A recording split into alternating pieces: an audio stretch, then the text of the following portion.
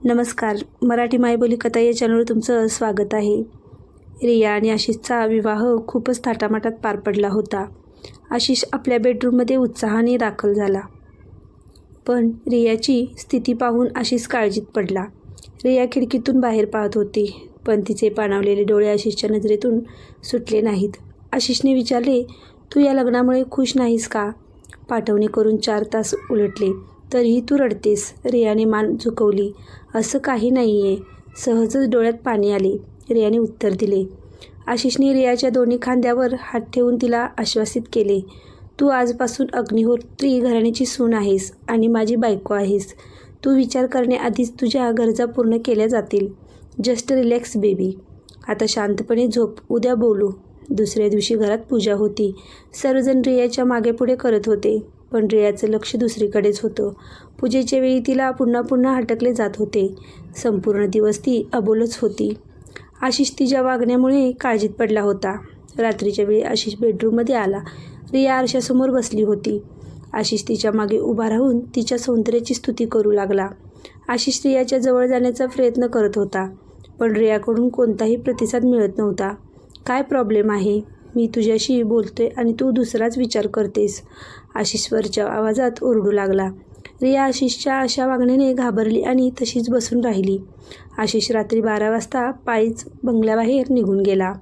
तिसऱ्या दिवशी रियाचा भाऊ आणि तिच्या माहेरून एक नोकर संतोष रियाला भेटायला आले. संतोषने गुपचूप रियाला एक पाकीट बेडरूममध्ये जाऊन दिले. रियाने भाऊ सासरहून निघून जाताच पाकीट उघडले आणि अधीरपणे त्यात ठेवलेल्या तिच्या प्रियकर सारंगच्या चिठ्ठ्या वाचू लागली. रिया चिठ्ठ्या वाचत होती आणि बेडच्या खाली टाकत होती. इतक्यात आशिष खोलीत आला. आशिषने एक चिठ्ठी उचलली आणि वाचू लागला. आशिषच्या सर्व हकीकत लक्षात आली. आशिष केव्हा खोलीत आला हे रियाला कळलेच नाही, पण आशिषला चिठ्ठी वाचताना पाहून ती घाबरली. आशिषने रागाने 4 गोष्टी सुनावून रियाला घरातून निघून जायला सांगितले. रियाजवळ काहीही उत्तर नव्हते. रियाला आता आपल्या चुकीची जाणीव झाली होती.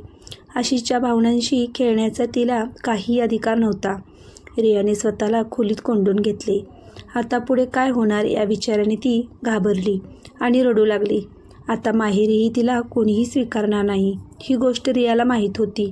रात्रीचे 9 वाजले होते. रिया आतुरतेने आशिषची वाट पाहत होती. तिला त्याची माफी मागायची इच्छा होती. खिडकीतून तिचे डोळे आशिषला शोधत होते. इतक्यात एक गाडी बंगल्यासमोर उभी राहिली. आशिषचे मित्र त्याला घरात आणत होते. आशिषच्या एका हाताला फ्रॅक्चर होते आणि तो उभाही राहू शकत नव्हता. आशिषचे मित्र त्याला बेडरूममध्ये घेऊन आले. कुटुंबातील सर्व लोक खोलीत जमा झाले. काय झालं माझ्या मुलाला? कोणीतरी सांगा, मला भीती वाटते, रियाची सासू आशिषच्या मित्रांना विचारत होती. काही नाही आई, बस एक छोटंसं ॲक्सिडेंट झाले. आपल्या मुलाचं नवनवीन लग्न झाले होतं. असं कधी कधी बायकोच्या आठवणीने आता या निमित्ताने या दोघांना सोबत राहता येईल. जे होतं ते चांगल्यासाठी होतं आई. काय चांगल्यासाठी होतं? माझ्या मुलाचा हात मोडलाय, त्याच्या पायाला जखमा झाल्यात. रिया, दुसरा शर्ट आण. किती रक्ताने माखले याचे शर्ट. हो आई. आशिषला तर रियाकडे पाहायचीही इच्छा नव्हती आणि रिया त्याच्या एका कटाक्षासाठी आसुसलेली होती. चला चला, आता सर्व खाली चला. थोडेसे काम वहिनीलाही करू द्या. सर्वजण बेडरूममधून बाहेर निघून गेले. रिया शर्ट घेऊन आली, पण आशिषने रागाने तोंड फिरवले. अहो, माझ्याकडून मोठी चूक झाली. मला माहीत आहे, मी माफी मागण्याच्या लायकीची नाही आहे. पण प्लीज मला माझी चूक सुधारण्याची संधी द्या. मला माफ करा. आता तुमच्याशिवाय मला या जगात कोणाचाही आधार नाही आहे. तू लग्नापूर्वी सर्व गोष्टी सांगितल्या असत्यास तर माझं आयुष्य बर्बाद झालं नसतं ना. काय बोलताय तुम्ही लोक? रिया, तू काही कामाची नाहीस. आण शर्ट इकडे, मलाच बदलावे लागेल. 1 कप आले घातलेली चहा घेऊन ये माझ्या मुलासाठी. दुसऱ्या दिवशी रिया पुन्हा शर्ट घेऊन आशिषच्या समोर उभी राहिली. तुला माझ्या मागे पुढे करण्याची काही गरज नाही आहे. लवकर शर्ट बदल. तुला पाहायला शेजारी आलेत. आई आवाज देत होती. घाला ना प्लीज. रिया आशिषच्या जवळ जायला कचरत होती, पण आता तिला आपली चूक सुधारायची होती. एक पत्नी आणि सुनेचे कर्तव्य तिला मनापासून निभवायचे होते. शेजारी बेडरूममध्ये भेटायला आले. रिया सर्वांसाठी नाश्ता घेऊन आली. किती सुशील सून मिळाली आहे तुम्हाला अग्निहोत्री सर. ते तर आहेच. रिया आमची सून नाही, मुलगी आहे. रिया आता सर्वांसोबत छान मिळून मिसळून राहायची. परंतु तरीही आशिष आणि तिच्यामधील दुरावा संपत नव्हता. रात्रीचे 2 वाजले होते. घरातील सर्व लोक झोपले होते. आशिषला झोप येत नव्हती. रिया ही बेडवर पडली होती, पण तिच्या डोक्यात अनेक विचार येत होते. रिया आता आशिषचे शर्ट बदलणे, त्याला जेवण भरवणे, स्पंजने त्याला वॉश करणे ही सर्व कामे करत होती. परंतु आशिषकडून कोणतीही प्रेमाची पावती मिळत नव्हती. काही दिवसातच आशिष बरा झाला. आशिषचा एक मित्र कोलकात्यात राहत होता. आशिषने त्याला सारंगला शोधायला सांगितले. सारंग रियाच्या समोरच्या घरात भाड्याने राहत होता. आपल्या बिझनेससाठी तो काही दिवस दिल्लीला आला होता. पण रिया पुन्हा जेवण घेऊन त्याच्या घरी जात असे. रियाचे वडील रोज संध्याकाळी सारंगसोबत फिरायला जात असत. सारंगही काही ना काही बहाणा करून रियाच्या घरी येऊन बसत असे. सर्व काही नीट चालले होते. एके दिवशी सारंगने रियाच्या वडिलांच्या फोनवर मेसेज पाठवून रियाला मागणी घातली होती.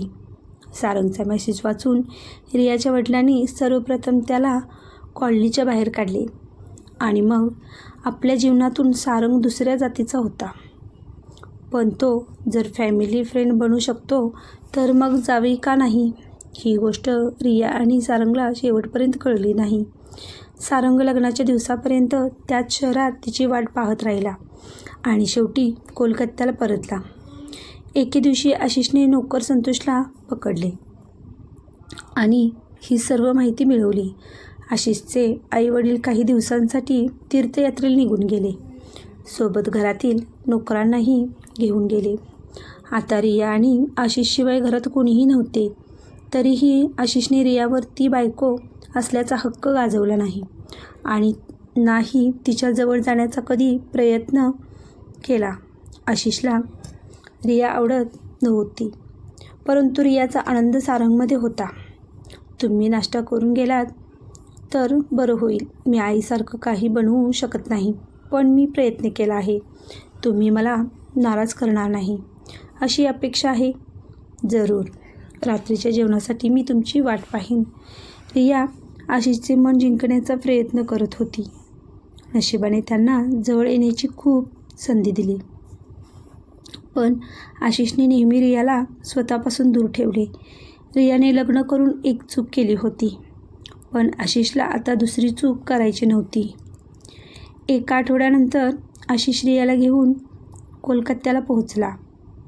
कोलकात्याचे नाव ऐकताच रिया गोंधळात पडली. दोघंही एका हॉटेलमध्ये उतरले. आशिषने रियासाठी वेगळी खोली बुक केली. रात्रीचे 2 वाजले होते. रियाला काही कळत नव्हते. रिया आशिषशी बोलताना नेहमी घाबरत असे.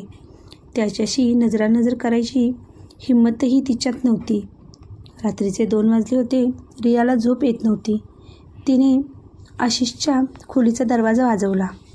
तू एवढ्या रात्री झोपली नाहीस का अजून? मी आत येऊ शकते का? आपण कोलकात्याला का आलोय? सारंगला भेटायला. तू सारंगसोबत जास्त खुश राहशील. मला काय हवं आहे? याचा निर्णय तुम्ही कसा घेतलात? स्त्रियांचे निर्णय नेहमी पुरुषच का घेतात? कारण स्त्री स्वतः आपल्या जीवनाचे निर्णय घेत नाही.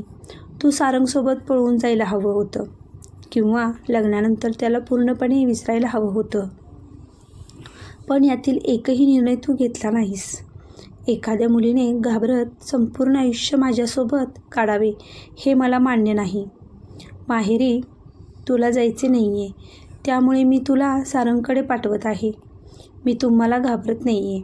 माझ्यामुळे तुम्हाला जो त्रास झाला त्यामुळे मला स्वतःची लाज वाटते. एखाद्या मुलीसाठी एखाद्या अनोळखी व्यक्तीसोबत राहणे किती कठीण असते, जेव्हा त्याला ती आवडत नाही हे तुम्हाला नाही कळणार. बहुतेक तुम्हाला माझ्यासारख्या उन्हाळ मुलीसोबत आपले आयुष्य घालवायचे नाही आहे. पण मला माझ्या जीवनसाथीच्या रूपात तुम्हालाच पाहायला आवडेल.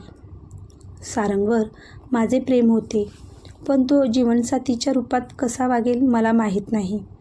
त्याच्यासोबत माझं काय भविष्य असेल हेही मला माहीत नाही. पण अग्निहोत्री कुटुंबासारखे कुटुंब मला दुसरे कुठलेही मिळणार नाही. तू पूर्ण शुद्धीत आहेस का? हो, मी आज पहिल्यांदा माझ्या मनातील गोष्ट तुमच्याशी बोलते. जर मी तुमच्यासोबत राहिले तर मला माझ्या माहेरचे प्रेमही मिळत राहील.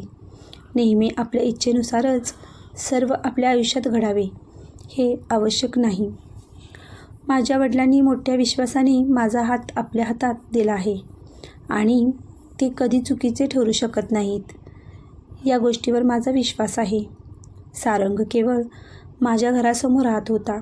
त्याची फॅमिली, बिझनेस, मित्र याबाबत मला काहीही माहिती नाही. मला नाही ठाऊक की मी त्याच्या मागे एवढी वेडी का झाले होते. लग्न करण्यासाठी मुलाचे घराणे, उत्पन्नाची साधने या गोष्टीही महत्त्वाच्या असतात. तुमच्यासोबत राहिल्यानंतर तुमच्या चांगल्या गोष्टींनी माझे मन जिंकले आहे. त्यामुळे मला तुम्ही आवडू लागला आहात. याचा अर्थ आपल्याला आता पुन्हा दिल्लीला जावे लागेल. हो, नक्कीच. मला मिसेस अग्निहोत्री बनल्याचा पूर्ण अभिमान आहे. ही माझी कथा तुम्हाला कशी वाटली हे मला कमेंटमध्ये नक्कीच सांगा आणि माझ्या चॅनलला लाईक करा, शेअर करा, सबस्क्राईब करा.